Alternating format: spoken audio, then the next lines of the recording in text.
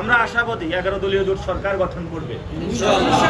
কেন আশাবাদী? কারণ আমরা সন্ত্রাসী কার্যক্রম করি না, আমরা চাঁদাবাজি করি না, আমরা দুর্নীতি করি না, আমরা দখলদারিত্ব চালাই না, আমরা মানুষের উপরে নারীদের উপরে নির্যাতন করি না, আমরা কারো এক্স টুইটার অ্যাকাউন্ট হ্যাক করি না, আমরা প্রোপাগান্ডার সাথে নাই।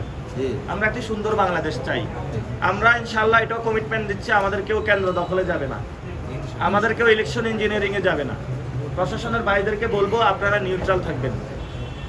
নিউট্রাল থাকার পরে জনগণ যাকে ভোট দিয়ে নির্বাচিত করবে উনি ইনশাআল্লাহ বিজয়ী হয়ে রাষ্ট্র পরিচালনার দায়িত্ব গ্রহণ করবেন।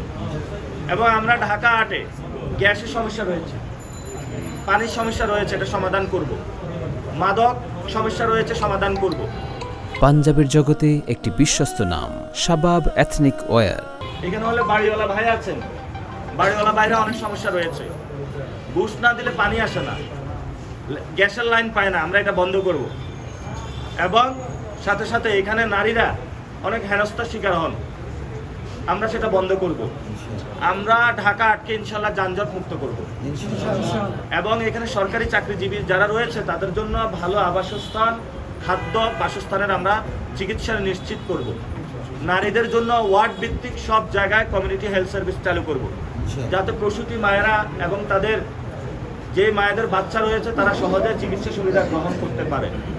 আমরা আলেম ওলামার যারা ইমাম খতিব রয়েছে তাদের সর্বোচ্চ বেতনের ব্যবস্থা করব, যাতে ওনারা নিরাপদে সবাইকে নিয়ে থাকতে পারে।